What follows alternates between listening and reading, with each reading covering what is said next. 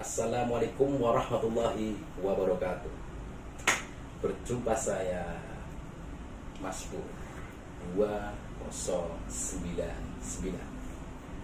channel Sarah tahun 07.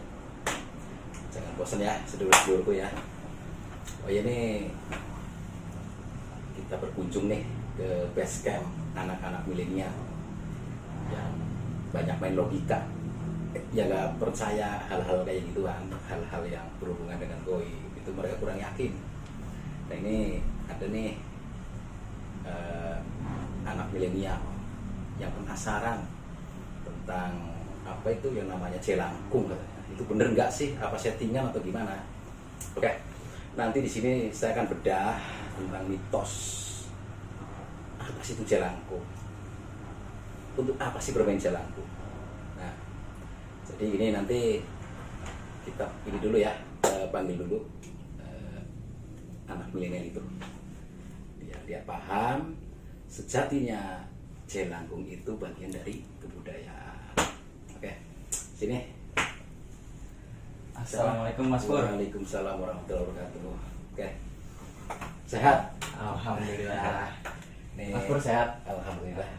Jadi gini, ada teman nih tadi ngomong, katanya ada nih teman saya penasaran katanya, Iya. masalah jelangkung itu setting atau gimana sih, apa beneran atau apa enggak sih. Jadi ya ini sekalian bikin konten aja ya. Boleh. Tentang tanya jawab perihal-perihal yang berhubungan dengan mistik. Oke. Nah, siapa namanya? Novel. Novel. Kalau Mas Novel sendiri pernah lihat jelangkung? Belum Yang pernah. aslinya? Belum pernah. Di TV-TV aja ya? Baru di TV doang dan Film paling ya? Iya, di video-video. Oke. Nah, terus itu tadi apa? Siang itu sebenarnya saudaranya ente juga nanyain. Oh. Itu ponakan saya tuh katanya pingin paham itu jelangkung yang selama ini kan, wah bener gak sih? Iya, masih jadi tanda tanya kalau belum ngeliat real dan merasakan langsung gitu Mas Pur. Kopi dulu aja. Kopi dulu aja. Ngerokok dulu aja dah. Dirokain ya? Iya, besok aja besok. Dirokain. Iya, sorry ya. Soalnya udah malam, dingin. Kalau nggak ngerokok aja gimana ya? Kurang aja. Iya, kurang mantep. Tapi jangan kebanyakan rokok, nanti sayang paru-parunya. Ya, tapi nggak apa-apa sih. Ngerokok boleh, yang penting jangan narkoba sama minuman keras ya. Betul. Tapi tetap diimbangi dengan ini air putih yang banyak. Sering olahraga, rajin setidaknya biar kita sering keluar keringat. Otomatis untuk menetralisir racun yang ada dalam diri. Oke. Kayak detox juga ya? Iya. Ini olahraga ya. Oh, iya. Nah, Mas Novel namanya ya? Iya. Apa sih yang mau ditanya? Masih penasaran tentang jelangkung itu seperti apa? Yang novel baca tuh jelangkung itu ada asal-usulnya dari kebudayaan Cina atau Tionghoa yang artinya Jailang Choi dan Jailang Se, yang artinya dewa apa itu, lupa pokoknya. Terus ada juga yang versi Jawanya tuh Nititowo. Oh, ini Titowo. Nititowo, dan ada juga versi Minangkabaunya gitu kan. Jadi gini ya, Mas Novel ya. Ya kita sih tetap kita harus bijak cara menyikapinya ya. Jadi apapun namanya, apapun bentuknya, apapun jenisnya. Jadi gini, yang namanya jelangkung itu sebuah media ya. Sebuah media yang mungkin dulunya itu dengan batok kelapa, bisa juga dengan apa kulit apa tuh kopra ini apa namanya tuh yang biasa dijual-jual itu kan, ada tuh yang bentuknya kayak ini apa, dalamnya kayak kelapa cuma kecil, namanya apa itu? Itu kan buat ini, buat kepalanya itu. Buat kepalanya. Iya. Batoknya itu. Jadi gini ya Mas Novel ya, saya mau nanya nih, Mas Novel kan mau nanya nih perihal-perihal tentang ini kan mistik maksudnya nih. Mistik ini maksudnya. Oke, definisi mistik apa sih? Wah, kurang tahu. Mistis itu yang novel itu kayak serem-serem pokoknya, di luar nalar dah pokoknya. Jadi gini ya, gitu ya. ini sih pemahaman saja ya. Nalar. Jadi gini, mistik itu segala sesuatu ya yang tidak bisa diterima akal. Mistik itu Iya, segala sesuatu yang tidak bisa diterima akal, yang tidak bisa diterima. karena nggak masuk logika. Oh. Ya, tapi gini, dibilang logika ya nggak logika, dibilang nggak logika ya logika. Karena gini, sejatinya mistik itu ini berhubungan dengan unsur energi. Nah, sama Mas Nopal nih, Mas Nopal ada tenaga nggak? Ada. Nah, bentuknya tenaga kayak apa? Bentuknya tenaga. Iya, saya mau nanya. Ya, bentuknya tenaga. Ya bisa ngangkat-ngangkat. Itu bentuknya, itu kan Bentuknya. aplikasinya, Itu itu aplikasinya. kan cara kerjanya. Nah. Nah, bentuknya kayak apa? Nggak tahu ya? Mungkin kayak makanan yang diolah, yang diserap gitu jadi tenaga gitu. Itu kan proses. Itu prosesnya. Iya. Jadi gini, tenaga itu goib, Tenaga itu gue. tapi kita bisa merasakan. Nah, itu seperti apa? Nah, itu tadi perihal goib itu jangan akal-akalin karena masuk akal. Maksudnya gitu loh. Jadi sehebat apapun logika manusia, kalau untuk memaknai tentang goib, memahami itu agak berat. Karena apa? Goib itu tidak bisa akal-akalin, tapi dirasakan. Nah, dan juga kadang gini, pergerakan itu kan itu dari unsur. Pergerakan. Misalnya nih kayak benda gerak, kayak ini kan dari unsur. Unsur. Iya, unsur mungkin unsur jin itu kan berarti jin kan terbuat dari api. Ya nggak? Nah, api itu kan nanti larinya ke amarah. Amarah. Nah, amarah itu yang nanti akan mendorong kita ke sebuah ibaratnya suges tingkat tinggi. Nah, cuma nanti sugesnya dari kemana, dilarikan kemana. Nah, kalau unsur angin itu suges yang positif. Kalau unsur api, suges yang nanti hubungannya dengan hal-hal yang negatif. Itu kan bahan dasar iblis, bahan dasar setan sama jin. Api dari unsur api. Iya, tapi kalau dari unsur air itulah sejatinya rasa, sama angin. Angin dan air itu sejatinya rasa. Kita bisa merasakan ketenangan hati dan kita bisa mensugeskan tentang keyakinan perihal-perihal yang akan terjadi. Kita nggak usah kasih tahu ke siapapun, cukup kita merasakan.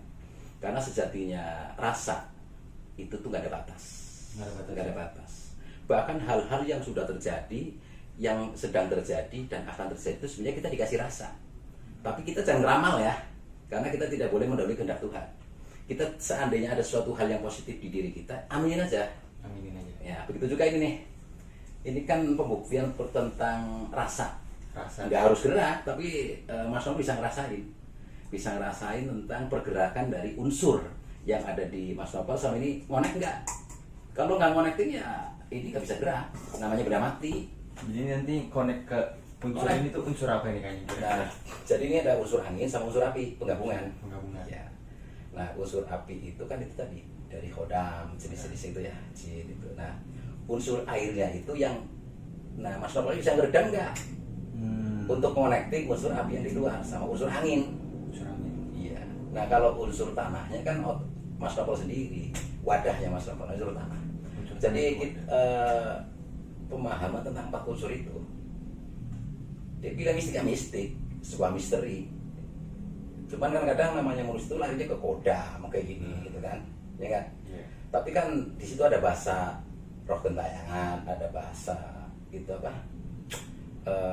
Masuk sesuatu hal, goib masuk. Nah, itu sebenarnya kalau kita maknanya sebenarnya kembali ke diri kitanya. Kembali ke unsur yang Ke tadi. unsur yang tadi itu, umumnya yang dikatakan unsur 4 itu. Karena setiap manusia itu ada 4 unsur itu di dalam. Nah, di luar pun ada unsur. Jadi di saat kita mensugestikan oleh unsur kita, maka connecting ke unsur yang di luar, sehingga terjadilah suatu pergerakan. Gitu. Contoh, kita ngerokok nggak? Merokok. Oke. Ini benda mati nggak? Benda mati. Oke. Yang bisa menggerakkan badan kita, unsur nggak? Unsur. Tenaga kan? Tenaga. Kalau nggak ada tenaga berarti nggak gerak. Nggak gerak. Nah, dengan berarti ini media nih, badan kita tuh media untuk memegang objek. Ini objek, kita subjek. Nah, proses kerjanya inilah menggunakan unsur itu. Nah, begitu kita pegang, ada nggak pergerakan? Sama. Di saat kita lagi fungsikan tentang pemahaman tentang goib yang di luar kita. Nah, sugesti kita sampai mana? Keyakinan kita sampai mana? Yakin nggak tentang adanya goib? Masih kurang yakin sih. Sekarang gini ya. Ini kita perihal tentang keimanan nih. Adanya Tuhan. Adanya Tuhan. Yakin gak adanya Tuhan? Yakin. Goib gak? Goib. Yakin gak adanya Tuhan? Yakin. Oke. Nah, Tuhan itu Maha Pencipta alam nyata dan alam goib. Oke. Nah, kira-kira makhluk goib kita siapa? Tuhan. Oke. dalam diri manusia ada ruh nggak? Ada. Itu ciptaan siapa? Tuhan. Ciptaan siapa? Tuhan. Oke, goib nggak? Oh iya. Nah, Mas Nopal tahu nggak ruhnya tuh di mana letaknya? Enggak. Ya, Ruh letaknya di iya. mana? Tapi tahu kan, Mas Nopal tuh ada ruhnya? Ada, kalau nggak ada ruhnya kan nggak bisa hidup. Iya makanya itu. Tapi tahu nggak letaknya di mana? Letaknya di Letak ruh tuh di mana? di Ayo, hati. Hah? Di hati. Hati. Hati. Nah kalau ini dicubit, berasa nggak? Berasa. Berarti kalau berarti ini nggak berasa dong? Oh, iya. Oh, berarti ke indra. Rasa. Rasa Itu indra. tadi itu rasa. Ruh itu rasa. Jadi ruh itu fitrah. Ruh itu fitrah, Suci ya. Suci. Sejatinya ruh itu nggak punya nafsu. Ruh itu nggak punya keinginan. Ruh itu suci. Pokoknya namanya suci gimana sih? Nah, baik buruknya itu gimana caranya kita bisa mengendalikan unsur 4 itu? 4 unsur itu. Iya, makanya kalau di Islam namanya nafsu ya. Nafsu. Iya, mutmainah, awamah, amarah dan sofia. Nah, mutmainah ini yang dikatakan nafsu suci yang bisa mengontrol 3 nafsu itu. Berarti mutmainah itu ruh atau bukan? Itu jadi yang dikatakan pengendali. Mutmainah Jadi pengendali. aplikasi dari cara kerja ruh itu namanya mutmainah untuk mengendalikan 3 unsur yang itu. Mutmainah kan itu ketenangan. Ketenangan. Nah, di dalam 4 unsur kayak tanah, api, air, udara, itu mutmainah termasuk yang mana? Oke. Mas Pur? Jadi kalau mutmainah itu setnya mutmainah itu sebenarnya unsur angin. Unsur angin. Iya, angin. Ruh itu apa? Angin. Angin. Nah, kalau air itu larinya ke darah. Air itu ke darah. Darah, keringat itu unsur air. Hmm. Kalau api itu ini hawa emosi, terus pokoknya hal-hal yang udah bercampur baur dengan setan. Setan, amarah, negatif lah. Ya, negatif ya. Nah, kalau sofia itu sesuatu yang lembut. Sesuatu yang lembut itu kayak misalnya nih, Mas Nopal itu pengen sesuatu, sebuah angan-angan, tapi dalam prosesnya tetap harus menggunakan pergerakan semua ya. Nah, jadi kalau sofia itu sesuatu yang lembut, yang kita inginin, tapi kita nggak berucap-ucap ke orang gitu loh. Oh. Tapi kita punya keinginan dan keyakinan. Jadi nanti larinya itu sofia itu ke sebuah keinginan. Nah, kalau awamah itu hal-hal yang berhubungan dengan contoh kita yang gampang terpengaruh itu.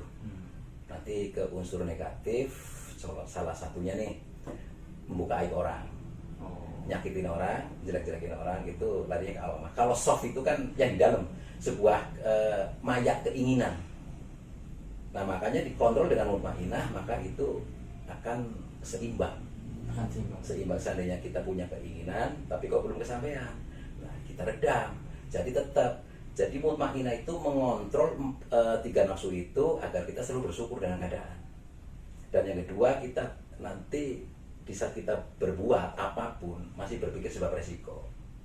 Resikonya bagaimana, sebenarnya asal muasalnya kita harus memahami. Masih timbang-timbangan. Nah, itu yang dikatakan fatona. Fatona itu ialah manusia ya yang bisa memfungsikan 4 unsur itu, tapi dikontrol dengan 1 nafsu. Itu mutmainah. Itu. Nah, kayak ruhnya itu kan sebagai penggeraknya. Ya kan? Kalau yang masuk mutmainah, ruhnya tergerak dalam hal kebaikan. Ya. Kalau ruhnya terkontaminasi sofia, nanti ada sebuah keinginan. Kalau yang masuknya amaroh, nanti kita gampang unak-unak, gampang jengkel, gampang ngamuk-ngamuk gitu kan. Nah, kalau yang yang terkontaminasi ke tadi awamah, nah otomatis kita mudah jelek-jelekin orang atau jatuh-jatuhin orang gitu. Jadi tetap sejatinya manusia yang fatona ialah manusia yang bisa mengendalikan 3 nafsu itu dengan 1 nafsu gitu. Tapi nggak apa, ini belum azan subuh ya. Tapi kalau udah ada suara azan kita harus berhenti. Nah, ini baru intro. Okay. Jadi nggak apa-apa ya. Oke, tadi apa? Masalah Zain Agung ya. Masalah jalan. Ngopi dulu ya. Kan katanya kalau nggak ngopi nggak keren. sejatinya lelaki yang harus ngopi. Harus ngopi. Harus ngopi. Harus ngopi. Kalau nggak ngopi, nggak keren. Ya udah itu aja. Ya sambil itu apa? Dari intro lagi bangunin orang baru. Ya itu kan ibadah. Nah itulah orang-orang yang bisa mengendalikan mutmain itu contohnya tuh. Menggerakkan orang-orang untuk ibadah, membangunkan sholat itu berarti dia lagi memfungsikan unsur mutmainahnya, kebaikan, mengingatkan untuk orang bangun sholat subuh. Nah itu salah satunya nih. Ini yang orang lagi memfungsikan mutmainahnya, menggerakkan orang-orang untuk ibadah. Disebut fastabiqul khairat. Biarpun cuma membangunkan, tapi udah dapat pahala. Berlomba-lomba dalam kebaikan. Nah itu, paham kan? Paham. Nah, nanti kalau udah ini baru kita buka tentang Jelangkung.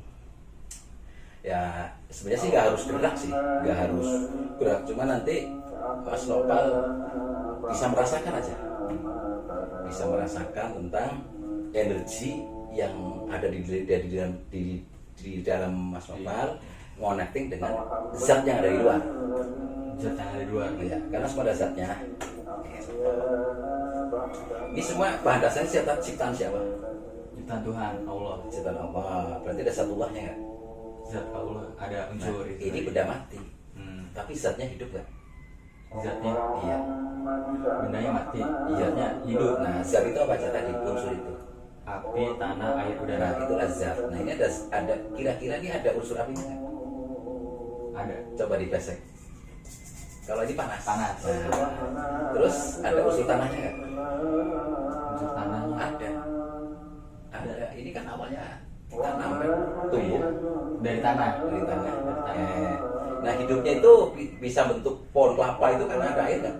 Ada. Oke, adanya fotosintesis, apa namanya fotosintesa ya? Itu kan proses api kan, Iya. dari cahaya kan, Matahari. matahari. Nah, terus ada unsur anginnya juga. Nah, kalau nggak ada angin gimana kita hidup? Oksigen butuh, Oh, iya, betul. ya nggak butuh oksigen.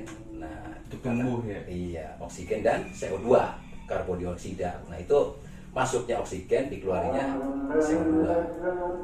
Paham nggak? Berarti semua yang ada di sini tuh termasuk unsur Iya, gitu. jadi gini, kita jangan langsung gampang berbicara musik syirik.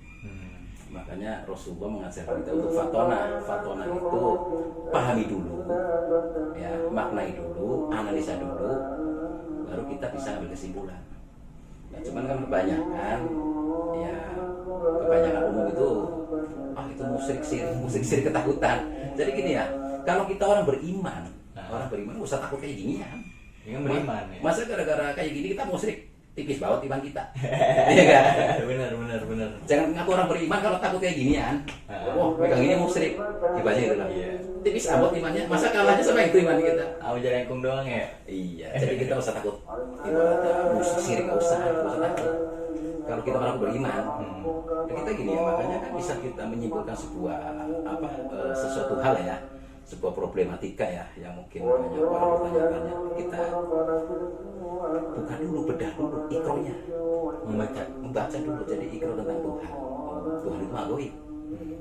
Tuhan pun menciptakan yang goib dan juga yang nyata. Nah, kita sebagai makhluk yang nyata, tapi dalam kita banyak goib. Kita itu perpaduan antara goib dan nyata. Maya juga. Iya, kita kan ada goib dan nyata. Coba kalau Mas Sopal nggak ada goibnya, kita kira gimana? Aduh, itu udah di luar nalar itu. Nah, itu. Berarti ada goibnya nggak? Ada. Ya sama. Jadi kita intinya gini, iman itu nggak bisa diukur dengan apapun. Iman itu nggak bisa diukur apapun. Ya, sejatinya yang bisa nilai iman kita ya diri kita sendiri. Seberapa iman sama Allah ya, ada di dalam diri. Orang nggak bisa nilai tentang imanan kita. Kan ada juga beberapa orang Hmm. menilai orang beriman atau enggaknya kan dari dia rajin sholat, berpakaian, pokoknya yang rapi lah pokoknya. Itu kan baru bagian. Baru bagian. Tapi kan banyak, luas. Pemahaman iman itu universal, Menyeluruh. menyeluruh global, bukan cuma sebatas di pergerakan syariat aja. Karena perilmuan pun ada syariat, tarekat, hakikat, dan ma'rifat. Iya, tapi tetap mata rantai. Nah, misalnya Mas Nopal sholat, rajin, tapi nggak percaya goib, buat apa sholat? Sedang kita sembaca goib kok. Iya. Ya, sama. Kita perihal masalah kita udah mengaku seorang muslim, kita udah terlahir dibeat sama orang tua kita untuk berucap syahadat, ya kalau kita hanya memahami tentang wening, makrifat. Wening itu apa? Wening itu cuma mengingat. Mengingat. Ya sedangkan kita kan dibeatnya syariat. Buktinya di saat kita lahir, apa yang diperdengarkan pertama? Suara azan nggak? Iya, panggilan sholat aja. Nah, berarti kita harus sholat dong. Iya. Jadi jangan bicara marifat kalau tidak menjalankan Syariat. Iya. Sholat. Karena mata rantai. Nah ini bagi yang pemeluk muslim ya. Kalau kita muslim, tapi tetap jadi pondasi kita di saat kita bermakrifat itu ya tetap di sholat. Ya tanpa sholat ya itu kita belum ketemu marifat. Belum mengenal Tuhan. Iya, belum ketemu Tuhan.